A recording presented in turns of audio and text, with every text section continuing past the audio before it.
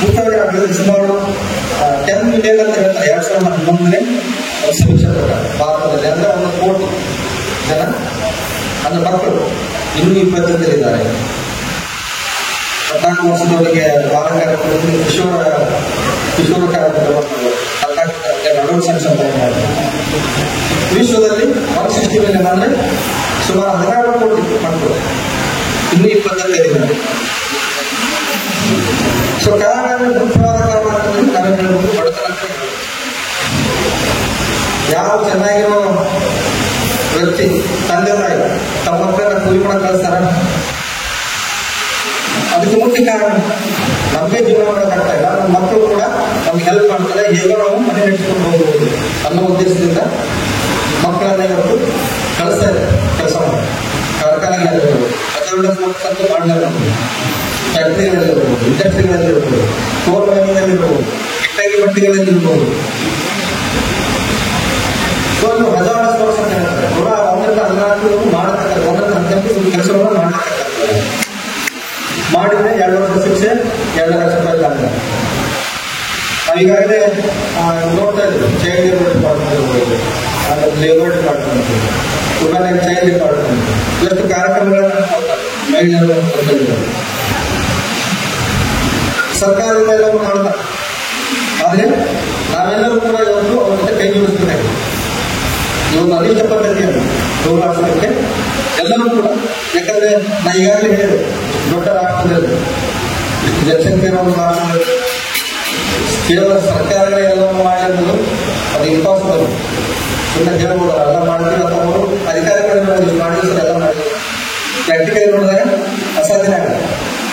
So ಆ ನಿಟ್ಟಿನಲ್ಲಿ ಸಂಘ ಸಂಸ್ಥೆಗಳು, ನಾವು ಈ ವಿದ್ಯಾರ್ಥಿಗಳು ಮನೆ ಮನೆಗೆ ಈ ಒಂದು ಸಂದೇಶವನ್ನು ಮುಟ್ಟಿಸಬೇಕಾಗುತ್ತೆ. ಅವಾಗ ನಾವು ಈ ಪದ್ಧತಿಯನ್ನ ಓವರ್ನೈಟ್ ಎವಲ್ಯೂಷನ್ ಇದು ಜಗತ್ತಿನಲ್ಲಿ ಎಲ್ಲ ಕಡೆ, ಇವನ್ ಅಮೆರಿಕದಲ್ಲೂ ಕೂಡ ಇಲ್ಲಿ ಇದಕ್ಕಿಂತ ಕೆಟ್ಟ ಪದ್ಧತಿ ಸ್ಲೇವರನ್ನು ಗುಲಾಮರಂತ ಕಟ್ಕೊಂಡು ಬಂದ್ಬೋದು ಆಫ್ರಿಕಾ ದೇಶಗಳಿಂದ. ಇನ್ನೂ ಕೂಡ ಆ ಪದ್ಧತಿ ಸಂಪೂರ್ಣವಾಗಿ ಬಂದಿಲ್ಲ. ಯಾವುದೇ ಪದ್ಧತಿಗಳು ನಮ್ಮ ಸಂಪ್ರದಾಯ ಒಂದು ಅಂತ ಬಂದಿರುತ್ತೆ, ಮೊದಲಿಂದ ಬಂದಿರುತ್ತೆ, ಅದನ್ನು ನಾವು ಇಮಿಡಿಯೇಟ್ಲಿ ಹೋಗಲಾಡಿಸಬೇಕು ಅನ್ನೋದು ಬಹಳ ಕಷ್ಟ. ಜನರ ಮನವನ್ನ ನಾವು ಪರಿವರ್ತನೆ ಮಾಡಬೇಕಾಗುತ್ತೆ. ಇದು ಬಾಲ್ಯ ವಿವಾಹ ಕಾಯ್ದೆ ನೋಡಿದ್ರೆ ಅವು ಕಸ್ಟಮ್ಸ್ ಪರ್ಮಿಟ್ ಮಾಡಿದ್ರೆ ಮಾಡಬಹುದು ಅಂತ ಕಾನೂನು ಕೂಡ ಹೇಳಿಲ್ಲ. ಬಟ್ ಅವ್ರು ತೆಗೆದು ಅಮೆಂಡ್ಮೆಂಟ್ ಆಗಿದೆ. ಸಂಪ್ರದಾಯ ವಿರುದ್ಧವಾಗಿ ನಾವು ಅದೇ ಕಾನೂನು ಮಾಡಿದ್ರೆ ಬಹಳ ಕಷ್ಟ, ಬಹಳ ವಿರೋಧ ವ್ಯಕ್ತವಾಗುತ್ತೆ. ಅದನ್ನ ಇಂಪ್ಲಿಮೆಂಟ್ ಮಾಡಕ್ ಬಿಡೋದು. ಬಟ್ ಆದರೂ ಕೂಡ ಈ ಪದ್ಧತಿಗಳನ್ನ ಹೋಗಲಾಡಿಸಕ್ಕೆ ಕ್ರಮೇಣ ಹಂತ ಮಾಡಿ ಇಮಿಡಿಯೇಟ್ ಆಗಿ ನಾವು ಆಕ್ಷನ್ ತಗೊಳ್ಳೋಕ್ಕಾಗಲ್ಲ. ಹಂತವಾಗಿ ಬಂದು ಈಗ ಬಾಲ್ಯ ವಿವಾಹಕ್ಕೆ ಆಲ್ಮೋಸ್ಟ್ ಬಹಳ ಕಡಿಮೆ ಆಗಿದೆ. ಬಳ್ಳಾರಿ ಕಂಡು ಬಂದರೂ ಕೂಡ ಮೊದಲಂತೆ ಎಲ್ಲೋಡಿಸಿದ್ದಾರೆ. ಆಮೇಲೆ ಕೇಸಸ್ ರಿಪೋರ್ಟ್ ಆಗ್ತದೆ, ಪೋಕ್ಸೋ ಕೇಸಸ್ ಇರ್ಬೋದು.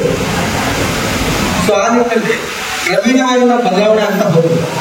ಆ ಬದಲಾವಣೆ ಹಂತ ಹಂತವಾಗಿ ಬೇಗ ಆದಾಗ ಇಂಥ ಒಂದು ಅನಿಷ್ಟ ಪದ್ಧತಿಗಳಿದ್ದಾಗ ನಾವು ಹೇಳ್ತೀವಿ ದೇಶ ಇನ್ನೂ ಮುಂದುವರೆದಿಲ್ಲ, ಮೂಢನಂಬಿಕೆಗಳಿದ್ದಾಗ ದೇಶ ಮುಂದುವರೆದಿಲ್ಲ. ಈಗ ನಾವು ಇವೆಲ್ಲ ಎಜುಕೇಶನ್ ಸೈಂಟಿಫಿಕ್ ಆಗಿ ನಾವು ಬಿಲೀವ್ ಮಾಡ್ಬೋದು. ಏನೋ ಒಂದು ಸ್ಟ್ಯಾಟಿಸ್ಟಿಕ್ಸ್ ಹೇಳಿದ್ರು ಕೂಡ ಇಂಗ್ಲೆಂಡ್ ನೋಡ್ತೇವೆ, ನಿಜ ಹೇಳ್ತಾರೆ. ಸೊ ಅರ್ಥಾರ್ಥಿದೆ.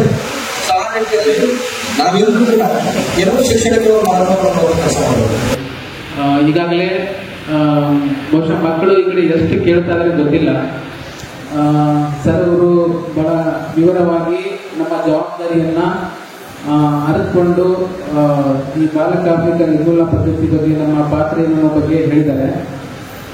ನಾನು ಡಿಟೇಲ್ ಆಗಿ ಹೇಳೋದಿಲ್ಲ. ಈಗಾಗಲೇ ಶಪಥವನ್ನು ನಾವು ಮಾಡಿದ್ದೀವಿ, ಅದನ್ನ ಫಾಲೋ ಮಾಡಿದ್ರೆ ಸಾಕು ಅನ್ನಿಸ್ತಾ ಇದೆ. ಯಾಕಂದ್ರೆ 2 ಅಂಶಗಳು ಸ್ಪಷ್ಟ ಇದ್ದು, ಒಂದು ನಮ್ಮ ನೆರೆಹೊರೆ ಅಕ್ಕಪಕ್ಕದಲ್ಲಿ, ಗಲ್ಲಿ ಓಣಿಯಲ್ಲಿ, ವಾರ್ಡ್ಗಳಲ್ಲಿ, ಹಳ್ಳಿಗಳಲ್ಲಿ ಇಂಥ 14 ವರ್ಷದ ಕೆಳಗಡೆ ಕಿಂತ ಕಡಿಮೆ ಇರುವ ಮಕ್ಕಳನ್ನ ಎಲ್ಲಿಗಾದ್ರೂ ಕೆಲಸಕ್ಕೆ ಅಂದ್ರೆ ಕಂಪನಿಗಾಗ್ಲಿ, ಫ್ಯಾಕ್ಟ್ರಿಗಾಗ್ಲಿ, ಅಥವಾ ಇನ್ನೊಂದು ಇಟಂಗಿ ಬಟ್ಟೆ ಆಗಲಿ ಅಥವಾ ಬಿಡಿ ಇಂಥ ಕಾರ್ಯಕ್ರಮಗಳು ತೊಡಗಿಸಿದಲ್ಲಿ ಅಂಥವನ್ನ ಗುರುತಿಸಿ ಆ ಮಾಲಕರಿಗೂ ಮತ್ತು ಪೋಷಕರಿಗೆ ಎಜುಕೇಶನ್ ಮಾಡಬೇಕು, ನಾವು ಅವರಿಗೆ ತಿಳುವಳಿಕೆ ಹೇಳ್ಕೊಡ್ಬೇಕು ಅನ್ನೋ ಒಂದು ಅಂಶ.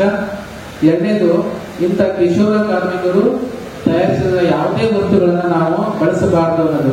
ಈ ಎರಡು ಕಾರ್ಯಗಳನ್ನ ತಾವು ಮಾಡಿದರೆ ಬಹುಶಃ ಇನ್ನು ಮುಂದಿನ ದಿನಗಳಲ್ಲಿ ಸಂಪೂರ್ಣವಾಗಿ ಈ ಬಾಲ ಕಾರ್ಮಿಕ ಪದ್ಧತಿ ನಿರ್ಮೂಲ ಆಗುತ್ತೆ ಅನ್ನೋದು ತಪ್ಪಾಗಲ್ಲ.